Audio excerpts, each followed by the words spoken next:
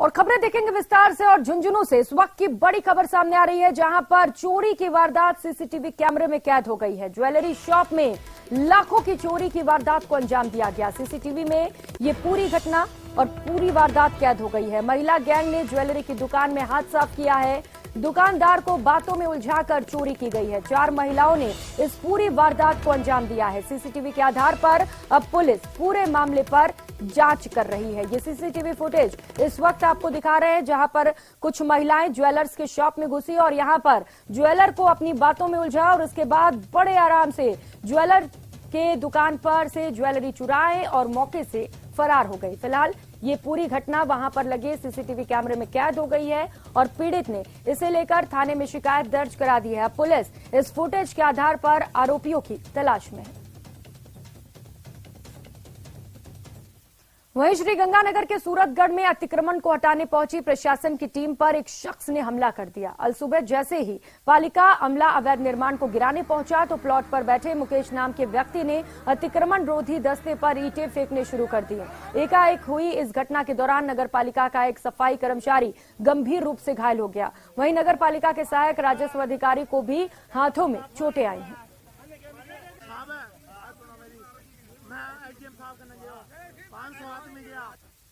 वहीं बांसवाड़ा में एक युवक द्वारा सुसाइड की कोशिश करने का मामला सामने आया। दरअसल युवक का अपने ही बड़े भाई से लेन देन को लेकर झगड़ा हुआ था, जिसके बाद युवक ने ये आत्मघाती कदम उठा लिया। हालांकि घर वालों ने समय रहते युवक को फंदे से उतारा और अस्पताल पहुंचा दिया। घटना प्रतापगढ़ के धरियावद इलाके की है।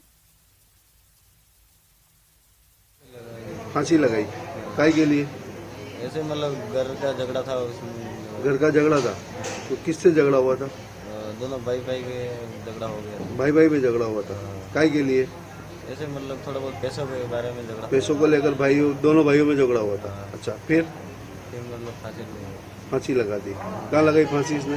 घर के बाहर जस्ट। घर के बाद कोई पेड़ वेड़ पे लगाई के? घर के पास में जो बाहर पटियाल रहती है ना। हाँ, अच्छा। और चलिए रुक कर लेते हैं इस बीच और एक और बड़ी खबर का। उदयपुर से ये बड़ी खबर सामने आ रही है, जहां पर आबकारी विभाग ने पुलिस की ओर से एक और बड़ी कार्रवाई को अंजाम दिया गया। अवैध शराब बेच रहे ढाबे पर एक्शन लिया गया है। ढाबे पर बिक रही अवैध शराब को जब्त कर लिया गया है। पुलिस ने शराब बेच रहे आरोपी को भी पकड़ लिया है। कोर्ट में पेशी के बाद आरोपी को जेल भेज दिया गया है। तो अवैध शराब पर नकेल कसने के लिए लगातार आबकारी विभाग की ओर से कार्रवाई की जा रही है। पुलिस ने एक और बड़ी कार्रवाई को अंजाम दिया। अवैध शराब तस्करी करते हुए एक तस्कर को पकड़ लिया गया और इसके साथ ही अवैध शराब को भी जब्त कर लिया गया है। तो वहीं उदयपुर नगर निगम की टीम द्वारा आज चांदपोल इलाके में हुए अतिक्रमण को हटाया गया। दरअसल चांदपोल पार्किंग के पास बने टॉयलेट के अगल बगल कुछ दुकानदारों द्वारा अतिक्रमण किया गया था, जिसके चलते लोगों को खासी परेशानी हो रही थी। ऐसे में आज नगर निगम के उप महापौर पारस सिंह भी मौके पर पहुंचे और अतिक्रमण को हटवाकर फिर से शौचालय को शुरू करवाया गया। तो शौचालय के पास कुछ लोगों ने अतिक्रमण कर रखा था। आज टीम ने इस अवैध अतिक्रमण को ध्वस्त कर दिया है और शौचालय को दोबारा से सुचारू कराया गया है। बताया जा रहा है कि आसपास लोगों को इस अतिक्रमण के चलते परेशानी हो रही थी और इससे लेकर शिकायत भी दी गई थी और इसके बाद आज प्रशासन की ओर से इस पूरे मामले पर कार्रवाई करते हुए अवैध अतिक्रमण पर पीला पंजा चलाया गया। कल हमारे महापौर जी ने चांदपोल पार्किंग का दौरा किया था और दौरे के दौरान पाया कि वाकई में यहाँ पर पास में जो एक पुराना कुआं है उसके पास में कुछ अतिक्रमण भी लोगों ने कर रखा है और यहाँ पर टॉयलेट की बहुत समस्या थी। हमारी क्षेत्रीय पार्षद आशा जी सोनी बार बार लेटर के द्वारा भी लिखती थी और बार बार परेशान होती थी कि यहाँ पर टूरिस्टों को। खबर अलवर से है। नगर परिषद गेट पर पिछले 8 दिनों से 3 पार्षदों द्वारा उनके वार्डों की समस्या को लेकर दिया जा रहा धरना समाप्त हो गया। आज धरना स्थल पर जिला प्रमुख बलवीर सिंह छिल्लर और कांग्रेस जिला अध्यक्ष योगेश मिश्रा, नगर परिषद आयुक्त धर्मपाल जाट ने उनकी सभी मांगे पूरी करने का आश्वासन दिया है। गौरतलब है कि पार्षद धर्मपाल तंवर, पार्षद सोनू चौधरी और रमेश सैनी ने वार्डों में नगर परिषद द्वारा बनाए जा रहे रोड पर घटिया सामग्री लगाने और सफाई व्यवस्था खराब होने के चलते 8 दिन से नगर परिषद गेट पर धरना दिया था। तो 8 दिनों से लगातार कई मांगों को लेकर धरना प्रदर्शन चल रहा था। बताया जा रहा है कि अवैध माफ कीजिएगा, गलत तरीके से वहां पर निर्माण किए जा रहे थे, घटिया सामग्री का उपयोग किया जा रहा था, जिसे लेकर ये लोग गुस्से में थे और इसके साथ ही साफ सफाई को लेकर भी यहां पर मांग की गई थी और इसे लेकर पिछले 8 दिनों से लोग लगातार धरना प्रदर्शन कर रहे थे, जिसके बाद इस धरने को, इस प्रदर्शन को समाप्त कर दिया गया है। पार्षद ये धरना प्रदर्शन कर रहे थे, जिसे फिलहाल समाप्त किया गया है। और रुक करेंगे अगली खबर का। राजस्थान में 8 मार्गों के 22 स्टेट टोल प्लाजा पर भी फास्ट टैग सिस्टम से जुड़ने की तैयारी है। इसके लिए पीडब्ल्यूडी ने टेंडर मांगे हैं। अगले महीने के आखिरी सप्ताह से वाहन चालकों को इस सुविधा का फायदा मिल सकता है। पीडब्ल्यूडी ने पायलट प्रोजेक्ट के तहत अब तक जयपुर, भीलवाड़ा, सीकर, झुंझुनू से जुड़े रूट के लिए सिस्टम डेवलप कर लिया है। तो पीडब्ल्यूडी ने टेंडर मांगे हैं और बताया जा रहा है कि 22 टोल नाकों पर अब जल्द ही यहां पर शुरुआत की जानी है, जहां पर टोल टैक्स पर सफर आपका आसान होने वाला है। फास्टैग सिस्टम की जल्द ही यहां पर शुरुआत की जाएगी। 22 स्टेट टोल प्लाजा पर जल्द ही ये सुविधा उपलब्ध हो सकेगी। और चलिए रुक कर लेते हैं इस बीच एक और बड़ी खबर का। कोटा से ये बड़ी खबर सामने आ रही है, जहां पर पेपर लीक को लेकर प्रदर्शन किया जा रहा है। पेपर लीक पर युवाओं का गुस्सा एक बार फिर से फूट पड़ा। इसे लेकर विरोध प्रदर्शन किया जा रहा है। युवाओं ने आईजी कार्यालय के बाहर जमकर नारेबाजी की। एमएलए संदीप शर्मा के नेतृत्व में आयुक्त को ज्ञापन भी सौंपा गया है और मामले में सीबीआई जांच की मांग उठाई जा रही है।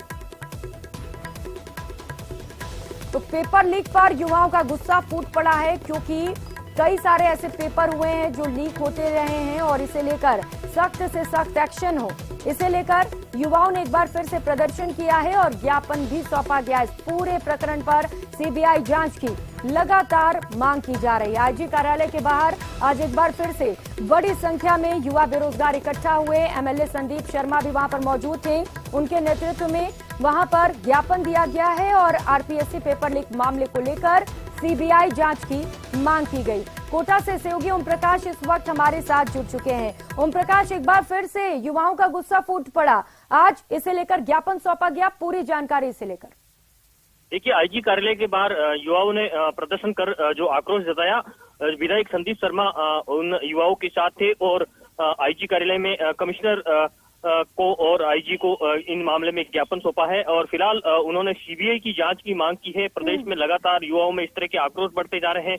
कई युवाओं में जबरदस्त आज आक्रोश देखने को मिले। उन्होंने कहा हमारा भविष्य के साथ लगातार खिलवाड़ किए जा रहे हैं। इनके कारण न केवल युवाओं में आक्रोश बरकरार है, बल्कि उनमें तनाव भी बढ़ता जा रहा है और यदि जल्दी इसमें उच्च स्तरीय जांच नहीं की गई तो युवा उग्र आंदोलन की राह पर होंगे। फिलहाल ये कहा जा सकता है कि पुलिस का भारी जाब्ता वहां मौजूद रहा और उन समझेश की हालांकि गेट में भारी संख्या में युवाओं की जो है भीड़ उमड़ पड़ी थी, जो है तख्तियां हाथ में लेकर नारेबाजी कर प्रदर्शन कर रहे थे और उनकी डिमांड थी कि इस तरह की जो लगातार घटनाएं बढ़ती जा रही है, न केवल युवाओं के साथ भविष्य के साथ खिलवाड़ हो रही, बल्कि उनके वो तनाव में जी रहे हैं और लगातार इस तरह की जो है सुसाइड जैसी घटनाएं आने वाले समय में बढ़ सकती है।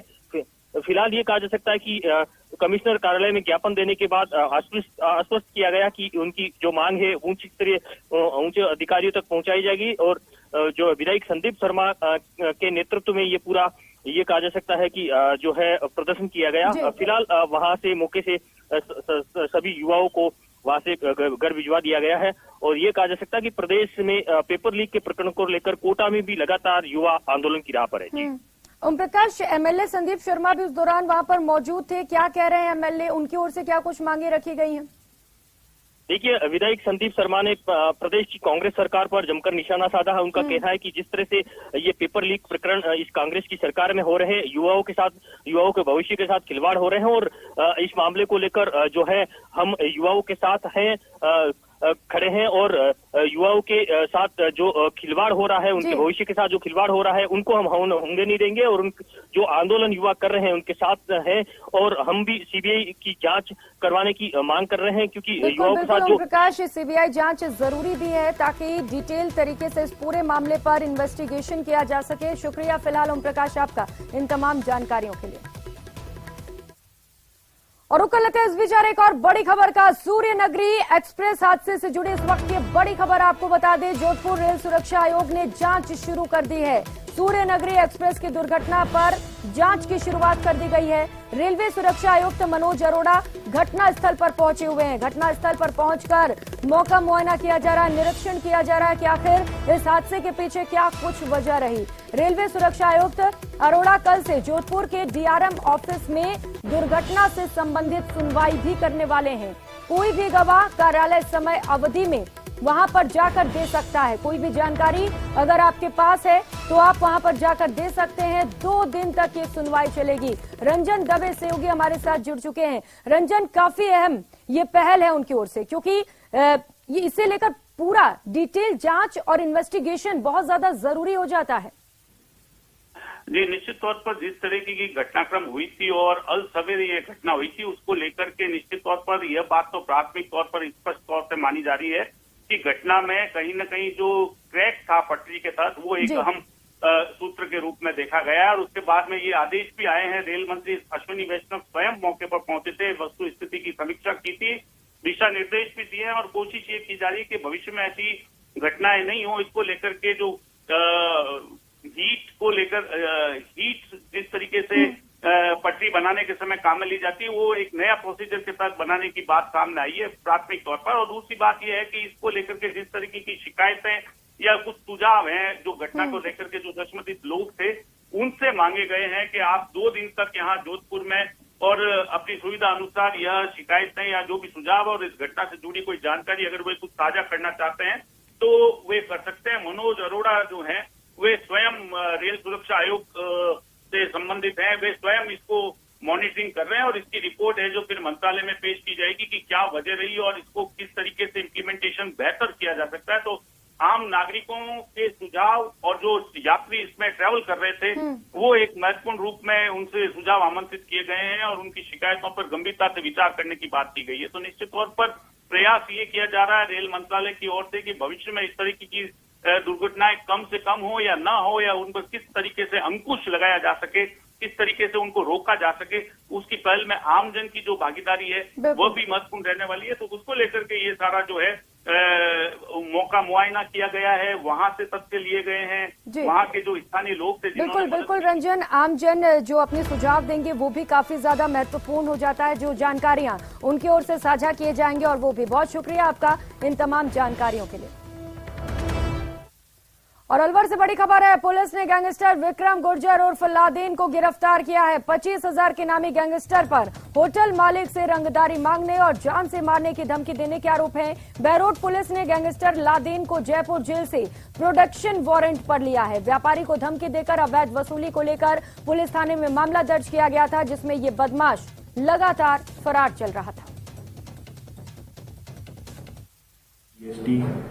वह बनाई गई टीम श्रीमान पुलिस अधीक्षक महोदय के द्वारा तैनात की गई टीम उसकी तलाश में पीछे थी। वो यहाँ क्षेत्र छोड़कर दूसरी जगह चला गया था, वहीं अपना ऑपरेट कर रहा था। इस संबंध में उसके साथियों की व उसकी सूचनाएं जयपुर कमिश्नरेट की सीएसटी को भी बताई गई थी, जिन्होंने उनको ट्रैक करके और ज्योति नगर पुलिस स्टेशन एरिया में अरेस्ट किया है हथियारों के साथ।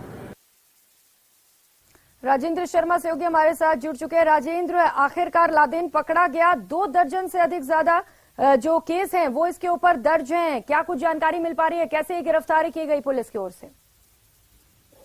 ये अलवर के बहरोड थाना पुलिस ने होटल संचालक को रंगदारी मांगने और उसको जान से मारने की धमकी दी गई थी। इस मामले का मुकदमा बहरोड थाने में दर्ज हुआ था, जिसको जो बहरोड पुलिस ने जो कुख्यात बदमाश है पपला गुर्जर का जो दुश्मन भी माना जाता था विक्रम गुर्जर उर्फ लादेन, उसको गिरफ्तार किया है। कल 2 दिन पहले ही इसे जयपुर पुलिस ने गिरफ्तार किया था और वहां से जयपुर जेल से प्रोटेक्शन वारंट पर इसको गिरफ्तार किया है। बहरोड पुलिस इसको प्रोटेक्शन वारंट पर लेकर के आई है, जहां इससे पूछताछ की जा रही है। अलवर जिले में इसकी गैंग सक्रिय है और कई वारदातें इनकी गैंग के द्वारा दी गई थी। पिछले दिनों जब बहरोड जेल से पपला गुर्जर फरार हुआ था तो उस दौरान चर्चाएं थी पपला गुर्जर है वो विक्रम गुर्जर से बदला लेने के लिए आया है, तभी वो पकड़ा गया था। तो दोनों ये गैंगस्टर को पुलिस ने पकड़ा है। इसके खिलाफ 2 दर्जन से अधिक मुकदमे दर्ज हैं। फिलहाल पुलिस कई जो मामले हैं उनमें इनसे पूछताछ करेगी। और राजेंद्र, पिछले लंबे वक्त से ये लगातार फरारी काट रहा था, कहां कहां गया था और किन किन लोगों से इसके कनेक्शन निकलकर सामने आ पा रहे हैं? जी, लादेन गैंग के जो है वो अलवर के अलावा सीकर, झुंझुनू, जयपुर और हरियाणा में इसका नेटवर्क फैला हुआ है। और अभी चूंकि प्रोडक्शन वारंट पर जो पुलिस है वो लेकर के आई है, इससे पूछताछ की जाएगी। उसके बाद ये कहां पर इसने फरारी काटी, इस पूरी जो जानकारी है वो पुलिस की पूछताछ में सामने आएगा। राजेंद्र, जिन लोगों ने मदद की फरारी काटने में, क्या उनके ऊपर भी नकेल कसने की तैयारी है पुलिस की ओर से? कुछ लिस्ट तैयार की गई उनकी ओर से?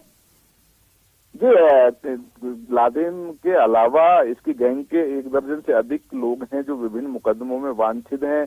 उनके खिलाफ भी मुकदमे दर्ज हैं। उन्हें भी गिरफ्तारी करने के लिए पुलिस की टीमें जो लगातार लगी हुई थी। लादेन काफी दिनों से फरार था, जिसको जयपुर पुलिस ने गिरफ्तार किया। अब लादेन जयपुर पुलिस की गिरफ्त से आने के बाद बहरोड पुलिस लेकर के आई है और उसके बाद इसके नेटवर्क में कौन कौन लोग हैं उसको बाद में पुलिस उन्हें गिरफ्तार करेगी। बिल्कुल राजेंद्र, पूछताछ की जाएगी और भी लोगों को भी गिरफ्तार किया जा सकता है। शुक्रिया राजेंद्र आपका इन तमाम जानकारियों के लिए। और अलवर के राजीव गांधी शहरी ओलंपिक टूर्नामेंट के लिए रजिस्ट्रेशन शुरू हो चुका है। 26 जनवरी से ये प्रतियोगिता शुरू होगी। 15 जनवरी तक इसमें रजिस्ट्रेशन होंगे। जानकारी के मुताबिक इस प्रतियोगिता में 7 खेल होंगे। इसमें basketball, football, tennis ball, cricket और कबड्डी और खो खो गेम भी शामिल किए गए हैं। जिला स्तरीय टूर्नामेंट में कुल 43 टीमें हिस्सा लेंगी। जिला स्तरीय टूर्नामेंट में 43 टीमें हिस्सा लेंगी जो अपने खेल का प्रदर्शन करेंगे। गांधी शहरी ओलंपिक की शुरुआत, रजिस्ट्रेशन की शुरुआत हो चुकी है और ये खेल 26 जनवरी को, जैसा कि मुख्यमंत्री जी ने घोषणा की है, 26 जनवरी को प्रारंभ हो जाएंगे वार्ड स्तर पर। इन खेलों के अंदर 7 खेल रखे गए हैं, जिसमें basketball, football, tennis ball, cricket, kabaddi, kho kho, athletics और वॉलीबॉल। और खबरों में आगे बढ़ेंगे। राष्ट्रपति द्रौपदी मुर्मू 2 दिन के राजस्थान के दौरे पर हैं। राष्ट्रपति द्रौपदी मुर्मू विशेष विमान से जयपुर एयरपोर्ट पर पहुंची, जहां उनका मुख्यमंत्री अशोक गहलोत और राज्यपाल कलराज मिश्र ने स्वागत किया। इसके बाद राष्ट्रपति जयपुर में अमर जवान ज्योति पर पहुंची, जहां उन्होंने शहीदों को श्रद्धांजलि दी। इसके बाद राष्ट्रपति राजभवन पहुंचे, जहां उन्होंने संविधान पार्क का लोकार्पण किया। इस दौरान उनके साथ मुख्यमंत्री अशोक गहलोत, राज्यपाल कलराज मिश्र और इसके साथ ही कई अन्य दिग्गज भी मौजूद रहे। तो उस दौरान की तस्वीरें आपको दिखा रहे हैं जब संविधान पार्क का उन्होंने उद्घाटन किया। और बता दें कि ये पार्क बहुत ज्यादा खास है क्योंकि इसे संविधान के लिए खास तौर पर बनाया गया है। इस पार्क के जरिए संविधान के बारे में जानकारी दी जाएगी। 4 अलग अलग तस्वीरें आप देख पा रहे हैं। राष्ट्रपति द्रौपदी मुर्मू राजस्थान के दौरे पर हैं। 2 दिवसीय उनका दौरा है और यहां पर कई कार्यक्रम में वो शिरकत करेंगी। 4 तस्वीरों में आप देख पा रहे हैं किस तरीके से राष्ट्रपति का ये दौरा रहा। तो अमर जवान ज्योति पर सबसे पहले पहुंची, वहां पर वीर शहीदों को श्रद्धांजलि। संविधान के निर्माण की लगभग 3 वर्ष की ऐतिहासिक यात्रा का कलात्मक विवरण दर्शाया गया है। सुरुचिपूर्ण चित्रों, प्रतिमा तथा अन्य माध्यमों के जरिए हमारे आधुनिक इतिहास के एक प्रमुख अध्याय की यहाँ प्रस्तुति की गई है। इसके लिए मैं सभी कलाकारों की सराहना भी करती हूँ और उन्हें बधाई भी देती हूँ। यहाँ यह जो संविधान उद्यान निर्मित किया गया है, उसमें संविधान से जुड़ी इस संस्कृति को भी विभिन्न मूर्त शिल्पों, छायांकन, संस्थापन आदि माध्यमों से प्रदर्शित किया गया है। मैं यह मानता हूं कि संविधान देश को शासित करने से जुड़ा ग्रंथ भर नहीं है। यह भारतीय संस्कृति से जुड़ा जो दर्शन है, हमारी जो उदात्त जीवन परंपराएं हैं, उसका संवाहक है। राष्ट्रपति आज पधारी हैं तो मैं उनके समक्ष कहना चाहूंगा कि संविधान की मूल भावनाओं को आज भी हर प्रदेशवासी के दिलो दिमाग में रहनी चाहिए। और वही भावना मैं समझता हूं कि देश की एकता के लिए, देश की अखंडता के लिए और तमाम नागरिकों को जो अधिकार मिला है संविधान के अंतर्गत, डॉक्टर अम्बेडकर का बनाया संविधान, जिसने एक संदेश दिया है समानता का, और उसी भावना को मैं समझता हूं कि आज जो ये नया काम हुआ है, राजभवन मेरे ख्याल से पहला होगा देश के अंदर। मारो राजस्थान में फिलहाल इतना ही। खबरों का सिलसिला लगातार जारी है। आप देखते रहिए News 18 राजस्थान। नमस्कार।